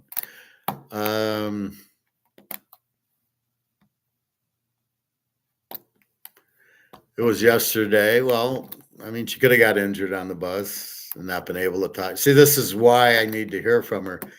it's not so much the insecurity, she love me or not, or she's with somebody else. That's not it. It's, are you okay? I'm in the US, you're in Russia. So I don't know. But when I hear I'm fine, I'm at work, that's why I want to hear from her every day, not necessarily. And it's good to get the I love you, but not necessarily because, like here, she could be in trouble, but I would have no idea. And I hope she wasn't on the bus or the daughter wasn't on the bus. What kind of bus was it? Was it a school bus or was it a just a regular drive around? But I think she takes the subway back and forth to work, I think. But she could take the bus to go shopping or something. Um, anyway, but that's why. So you try to be stoic, and that's why you want to hear from them. Are you okay? Because what am I going to do if she's not? Right? I couldn't even fly to St. Pete if I wanted to. Well, I could, but why would I do it if unless I know she's hurt? Um, anyway, so the people at Costco were buying the Swiss 1 ounce bars, right? Not the coins. And they're trying to sell them. Now, first of all, that's not how gold is not a stock, right? I bought this at 550. It's now worth 650, 670. I'm not looking to sell it. That's not why you buy it. You're buying to get out of this. This is worthless, so you're selling this to buy gold. So you're not looking to buy gold at, you're not looking to get a quick fix on gold. It's not a stock. So apparently, who knows, a couple people are trying to sell the Costco. You know how the story's skewed. Oh, these people lost money on the Costco. Don't buy it. So what happens is he, you know, as it dropped. So if you bought it at 2,400, and I don't know if you're paying spot or what you're paying, probably a premium. So let's say you're paying 2,500. Well, you're not going to make money right away. So let's say he bought, it was 2,300. He paid 2,400. And I've talked about this before. So he paid 2,400, and now he's trying to sell it, and it went down to 2,300. You're only going to get 2,300 for it. That's it. You're not going to get the 2,400 because you had to pay the premium to buy it. But you have to understand, you are not buying gold for a week. You are buying gold for a lifetime. You're going to see what happens to the dollar. It's going to go out. Then you'll have your gold. Maybe you sell some then, but you're not going to sell a lot of it because it'll be so valuable. These guys were trying to we wanted to make a profit in a month. No, you've got to look at it from the spot, right? From COMEX. COMEX is 2360 right now. So if you bought it now, it's going to cost you 2460, maybe 2450. And until the spot goes to like 2600, you're not going to make any money, but you're not buying it to make money per se in a week or a month. I mean, look, I've been doing this class for 3 years now. It was 1,700. Okay, I remember buying it starting at 1,700 years ago. Hell, I bought this at 250. You don't see me selling it. It was 250 an ounce, so this was $500. 1995, gold was 250 an ounce. So, and I knew to buy it because I just got my master's in it, and that was the first thing he's like, you got to buy real assets. So then you're not looking to make a quick sale. You want to hold gold because you know it's going to 20,000 an ounce, to 30,000 an ounce, to more. Once brics gets their hand on it, you know it's going up because the dollars are going out. And that's the key. So once you realize that, you're not trying to sell it now. You're selling it too cheap if you're selling it. And then I'm reading a lot of people are selling it because they think it's a real good price, the 2,300, without asking why. What did I do? First thing I did, I lost the Cup game yesterday. Why did we lose it? Oh, the guy comes in out of the bullpen, gives up 4 runs, and we lose it because of the bullpen guy, not because of the starter. Well, why? So that's the question about gold is why is 2,300 a good price? Why would you sell it there? Why did it go up from 2020? Because the dollar's going out and it's going to be worth far more than 2,300. Put a zero at the end, it'll be 23,000. So why would you sell it at 2,300? Now, I am reading people need it for bills. I got to pay my food, I got to pay rent. Okay, you sell your gold for that. That's you got no choice. But you don't want to sell your gold at these ridiculously low prices. Like I said, I was in the store. The guy says, "We need American Eagles. Do you have any? I'll give you 2,000 an ounce for it." And I go, "Add a zero. You give me 20,000 for it, I'll sell it to you." But now the 2,000 is ridiculous. So now it's 2360. When it hits 3,000, I'll be saying the same thing. It's ridiculously low because it's been price fixed by COMEX and the derivatives, which is going away, and BRICS will come out with a new, hopefully, free market price mechanism, not this bullshit controlled price mechanism. And they want gold to go up. They have it. So it doesn't do Russia and China any good by keeping gold at 2,000. The U.S. has to because they don't have any. But Russia and China will benefit from a higher gold price because they got all the gold. So they want it to go up. Anyway, so the only time you should be selling is you need the money, and that's it. Otherwise, you don't. You're not looking to sell. You're not trying to buy it like a stock where it's at 2,300. Because of the premium. The premium is about $100. So 2,360. You're buying it for 2,460. How the hell are you going to make money on it until it goes? Spot goes to 25. And we're at 2,360, so it's got a ways to go. And then you're making $40 on it. What's the point of that? They did the bus driver worked a 24-hour shift. They did what? They did the bus driver. Okay, I don't know what that means. They did what, Greg John? They said the bus driver worked. Okay, well, that's unfortunate.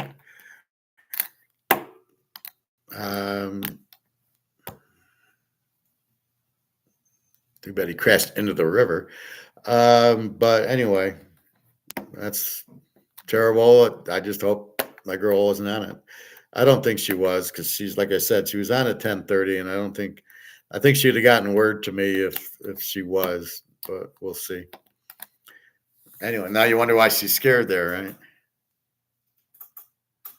They arrested him and fined the owner. Okay, well, okay. So you're not buying the gold to turn it over. Like even when I bought it at 1,700 and it's now spot 2,360 and I could make $600 on the ounce. Even that, I'm not looking to sell it to make $600. I didn't buy it as a stock. I bought it as to get out of the dollar. That's why I did it. So I'm out of the dollar. So think about it. So you make a couple hundred on it and you sell it. You're selling it to profit take? Really? Now you're back in dollars. So I've sold it. I've gotten 2,360 for it. That's what they give me. So maybe I lose 100. Maybe I break even, but I'm back in this. I don't want to be in this. Now what do? I got 2,360 of this, but I don't want to be in dollars. I want to be in gold, which is the whole reason you're buying the gold. So now what do? Okay, well, you got to go buy the gold again. So why did you sell it in the first place? That's the other problem. If you get out of the gold to make $100, you got to buy it again because you can't be in this because this is going out. So then it doesn't make any sense to sell your gold because then you're in dollars and you got to rebuy it. So what are you profit taking? So with the premium, you don't profit take very much right now. When it hits 10,000, then you can profit take. But if you bought it at, because even if it was 2,200, the premium is going to be 2,300, and it's a 2,360. You made $60, and then you got to go and buy it again because now you're in dollars, which you don't want to be, because that'll go down to zero, and you'll really be fucked. So you got to understand this gold. Buying gold at Costco is not. You're not buying it to make money. You're buying it to get out of the dollars, and you don't want to profit take it after 2 weeks. You're not buying it. Oh, I'll buy gold as an investment. It'll go up in 2 weeks. No, that's not why you're buying gold. It's money. It's an asset that's going up in value, but more importantly, it's the competition to the dollar, and it wins, right? It's much better than the dollar. So this cannot compete with this, right? So you have these teams playing. This team cannot beat this team. So therefore, you get out of this team and you get into this team. You want to be part of this team. Simple as I can say it. And you're not trying to sell it and make $100 profit on it. You're going to Costco and you're buying those. First of all, I don't know why I'm not really big on the. I'd rather have the coin. I'd rather have this than the little bar from the Swiss bar. It's a 1 ounce bar. I see them at my guy's store, and I never buy them. It's a little bit cheaper, but I'd much rather get this than it's just cooler. It's a coin, U.S. Cougaran, Philharmonic, whatever. Costco, you're only getting the Swiss, 1 ouncer. That's it. Now, you shouldn't have trouble selling it. You can go to my guy. He'd buy it from you. He wouldn't care. So I don't know where they're saying they're having problems selling it, but they got to understand you're going to get paid spot. Now, maybe you're a little under spot because it's Swiss and not U.S., but we don't care once gold hits 20,000. We don't really care. All right, we lose $50. Who gives a shit? Now, again, especially if you're trying to profit take, it's not a good idea. But you shouldn't be selling your gold at 2,300 unless it's because I got to eat or pay bills. Otherwise, don't profit take, because then you get, what do you get? You get this. And the whole goal of this game is to get out of this. This is crash. There's too much of it printed. The goal of the game is to sell that and get into this. That's the goal of the game that we are playing. So there is no option. There is no, wait, I bought this at 550. I can get 664. Oh, great. And then what do I do with the $100 I made? Oh, I got to go buy it again because now I'm in dollars and I don't want to be in dollars. I mean, unless it's to pay a bill or something. That's what's happening. But a lot of people are going to be really bad when the dollar goes out. They'll have nothing. I mean, we're smart enough that we can go to our gold and figure out what the new currency is going to be. And in gold, we'll have so much more. But if you just have dollars and it goes to zero, you're fucked. How are you going to feed yourself? I'm not going to respond to that. Well, it's not that Daria doesn't want me to visit her. When I said I'll just come to Russia, she says, no, I'm dreaming of a vacation with you. In other words, she's assuming that if I come to Russia, that then we won't go on a vacation.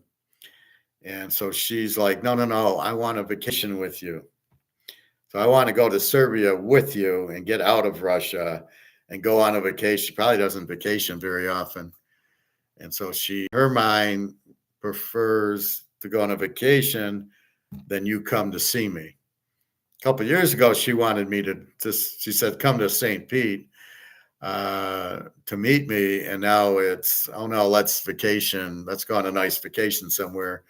So I'd rather meet you at Serbia than you come here. Where we're going to vacation. So she doesn't want that. Is there something else that she wants to get away from, which sounds like something's going on in the fact, like I don't hear from her for 3 or 4 days, that also, what are you so busy that you can't say hi? However, usually she's working, or like she says, oh, I had a problem because my daughter needs clothes and I don't have the money for it. So I'm all depressed and then I don't want to talk to you when I'm depressed. Okay, so do I buy it? Do I smell what she's cooking? What am I going to do? It makes sense. I know she's poor and it's Russia. So yeah, I kind of can understand that. And there's nothing I can do, but so it's not, and she's waiting for her mom to come back with the time, but it's not like she doesn't want to meet. She just prefers to meet on a vacation in a nice hotel with me than go to St. Pete and go there anyway. So who knows?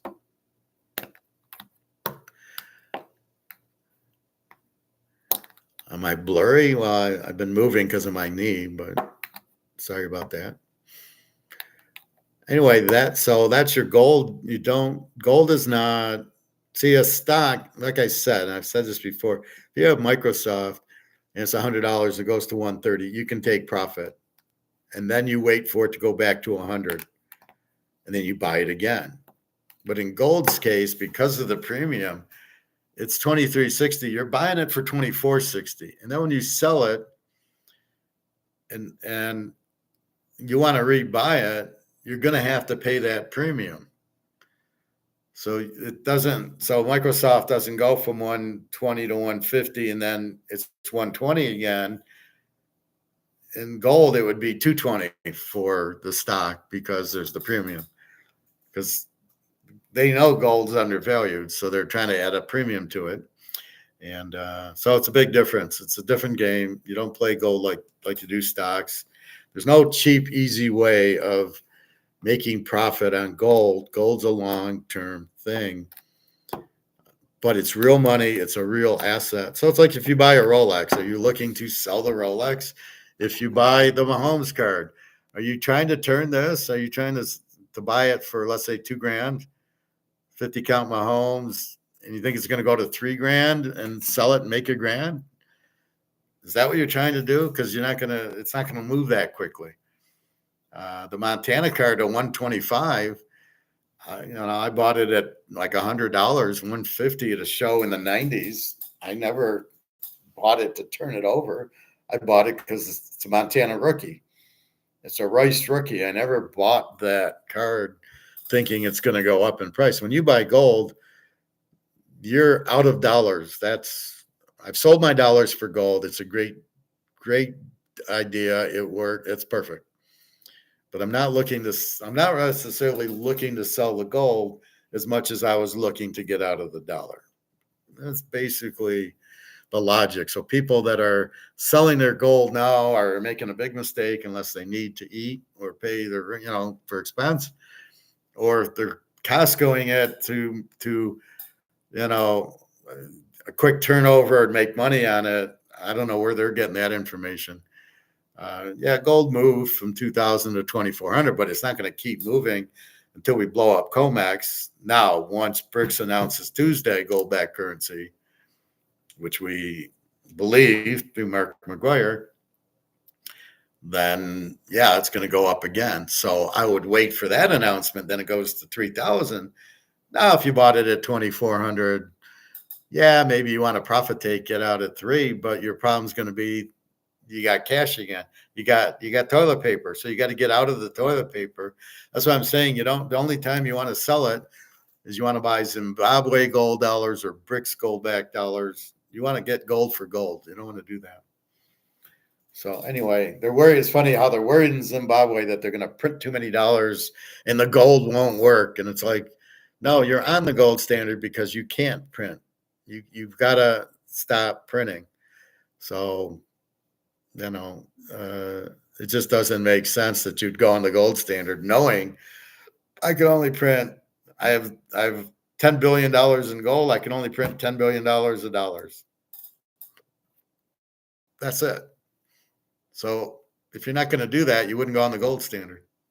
But Zimbabwe just prints and prints. But this is a new finance guy. And he's saying, no, we're going to go on the gold standard. And so we'll see what happens. Anywho, I think that's about it.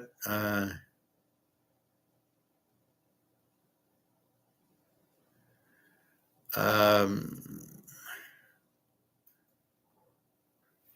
well, I help her and I'm nice to her. And as she has said, I'm safe with you. So she realizes I'm a gentle, loving person. And she realizes that she hates Russian guys. She said, because I've asked her, where are you for the 3 day? Are you out seeing somebody else? And even if you are, you can't text me. See, that's what I don't understand is you can't take a minute and say, hi, I'm okay. I'm at work. Have a nice day. That's what I don't, that's what I have a problem with because that's what I do. Even here, oh, it's Daria, and I text her back. I take my picture. So I don't really understand that concept that she can't do it. And then when she does, it was Easter on Saturday. They celebrated, and I was at my friends, and they didn't have internet. So when she got home, she sent me some pictures. Happy Easter. Tells me what she's doing Sunday, and then Monday and Tuesday I'm talking to her, and Wednesday night, and then boom, Thursday, Friday, Saturday. Where the fuck are you? And that's what's inconsistent. Is the other day she's making sure she's texting me. And that's what drives me because I'm very much um, by variance analysis, by what should happen, expected outcomes. So Jana texts me every day. Maybe once in a blue moon, I don't hear from her. I hear her the next day. But then where's Daria hits me 5 days in a row, and then I lose her for 3 or 4 days. And I'm going, oh, she must be seeing another guy who's in town and she can't text, but she's not. So it really doesn't make sense that she can't say it. Then she tells me I'm depressed, I'm emotional, I couldn't help my daughter get clothes.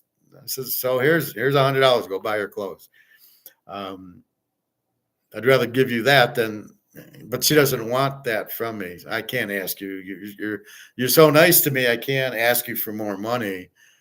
You need it. That's how she thinks. So all I can do is just be stoic and wait for it and try to understand her and understand that she's a little bit insecure and emotional, and that's okay. I mean, you got to understand the game, but then is that okay? Is that what you want? Or, oh, I don't like insecure girls, so I'll leave her alone. But that's okay with me. I'll help her out. I like helping people, so it's not a problem. But it is a problem when I don't hear from you. That's when the problem arises. Anyway, I'm sure I'll hear from her soon. And I'm not as tense this time. Usually I'm like worried, where are you? And no, are you with another guy? You got some guy coming in on the weekend, and then I don't hear from you. And then there was a girl like that in Moldova who I was texting with a couple of years ago. And it would be Monday through Friday, I'd hear from her. And on the weekend, I wouldn't hear from her. And yeah, her boyfriend was in, and they got married. And she said, oh, I'm getting married. Says, I thought I was going to come and meet you. Okay, well, fuck off then. But I could tell every weekend, but not with Daria. Doesn't do that. Like I said, last weekend, it was Easter, and she texted me Saturday and Sunday, and there was no. So she's not the same. She wouldn't do that to me. She wouldn't tell me she's not married and be married, or tell me she's now dating somebody and dating somebody. She wouldn't do that. And Jenna doesn't do that either. Jenna always says, I'm meeting a friend for a drink, and then she'll say, girl. So it's a girlfriend of mine I'm meeting for a drink. That's fine. I don't mind. Go have fun and enjoy. Well, yeah, Greg and John, she loves me. I know that. I can feel that. That's why I like the text. It's nice to get that. Also, that's just normal human thing. So I can't. My fucking knee. I'm just so pissed about it. I mean, it's very hard. I can walk, but it's like to put my sock and shoe on. I just don't know if I'll do it. And if I can, I might just walk outside. I can walk, but I don't know if I can then get into the car and drive and then get out of the car and then get in the car, go to Chinese. It's like, it's not worth it. I don't need that. It's far too painful. So we'll see. I got to go take my Motrin right now, I think. I took my gout pill, but doesn't seem to do a lot. Plus, sitting doesn't help me. I need to be lying more. When I'm lying on the couch, it seems I can get comfortable. I was able to sleep. I couldn't sleep Friday night, Thursday night. Yesterday night, I was able to sleep pretty good. I could find a position where I'm on my knee and it's okay. Like I said, lying is better because now I'm sitting and my knees bent sitting, and it bothers it. It's right where the gout is, so I got to be careful. Anyway, I think that's about it. Anything else, Greg or John? So, yeah, I'm not surprised Penix is starting, and I'm not surprised if he does, and I'm not surprised they'll trade Cousins. I am surprised that Dallas is taking him. I don't think he's an upgrade from Prescott, but Prescott sucks. I just don't see, what are you going to do with Prescott? Who wants him? Yet some team will be stupid. Actually, the Bears should take him because the Bears aren't going to do shit with Caleb. Caleb's not going to do anything. And so you're going to need at least maybe 2 years of him to learn the position. If you think he understands, if you think any of these guys understand, even this article, Penix has to get going from the start. Well, Penix isn't going to get going from the start. He's got to learn the defenses. Why would you put all this pressure on him? That there's no way. It's like starting work your first day. Okay, I need you to know all this stuff. This is the first day. I got to figure out where's the toilet? Where's the kitchen? So it's really ridiculous. But Penix is much better than Cousins, that's for sure. All right, anything else? So let's go through the only pick, Cincinnati. Here's the rundown. Minnesota, Baltimore, Pitt over 6.5, Boston under 8.5, Atlanta over 7.5, Philly, the Yankees, Houston under 7.5, Cleveland over 8, St. Louis over 7.5, Cincinnati, that's my 5-star, Texas over 10, the Dodgers, Kansas City, Seattle. In the NBA, I like Oklahoma plus 2.5. I think that will make that a play. And then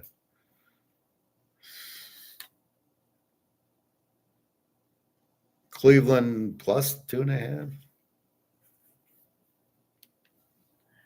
It was in the NBA. I wrote it so poorly.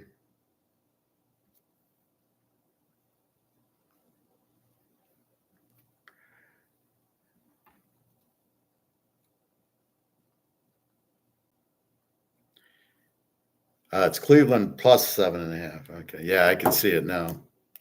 So take Oklahoma plus 2.5. Cleveland at home plus 7.5. Yeah, I can see it. So there you go. A couple dogs in the NBA. And that's it. So if you like Philadelphia, you'll like Texas over or Cleveland over. Yeah, I mean that's my opinion on those games, but it's not.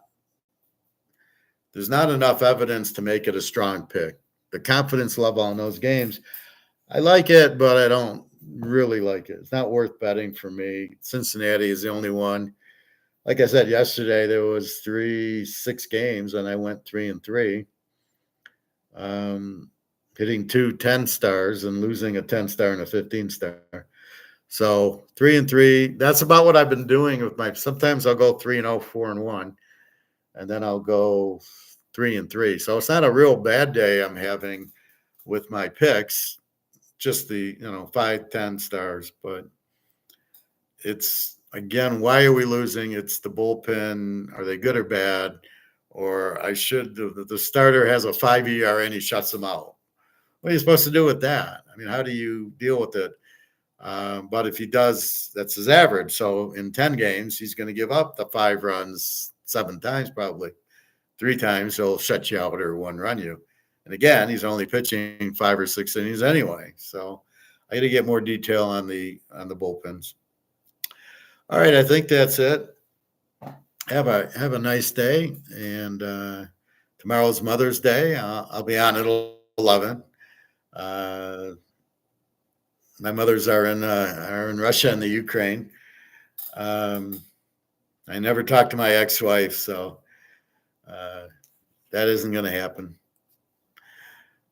Anyway, so you got to think and be logical and understand things and be stoic. Once you make up your mind, like Daria, I make up my mind. I'm not going to leave her because she doesn't text me, because the reason is she's insecure, she's emotional, she's, oh my God, I don't have money. I always forget what it is. I wrote it down. She's desperate, panic, sensitive, and emotional. So she's desperate. She doesn't have money to take her daughter, and then she's panicking about the trip. She can't get the mother to say, I'm coming in this date.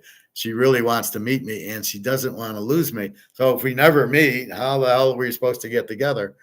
So she's panicking about that, and then she's just a sensitive girl. Well, okay. I said everybody is. And so I gave her money. So stop being desperate about that. And then there's nothing you can do. And that's why I said, well, I'll just fly to Russia. It's not a big deal. I can fly there now. And we'll get a hotel in St. Pete, and you'll be on vacation or something. I don't know. Don't know the way that works. But anyway, we'll be together. We just got to be patient. Well, have a good day. I'm going to go ice my knee and see if I can get my shoes and socks on. If I can't, I'm not leaving. If I can, then I will go to the club and try to walk in. It's funny, if I walk in the pool, it feels okay. It's cold water, and it definitely helps. But it's just such a bad position in the knee right now that not much I can do. All right. Have a nice day. Good luck on your plays. Enjoy your games. Enjoy Mother's Day tomorrow. And I'll see you about 11 tomorrow. All right. Take care.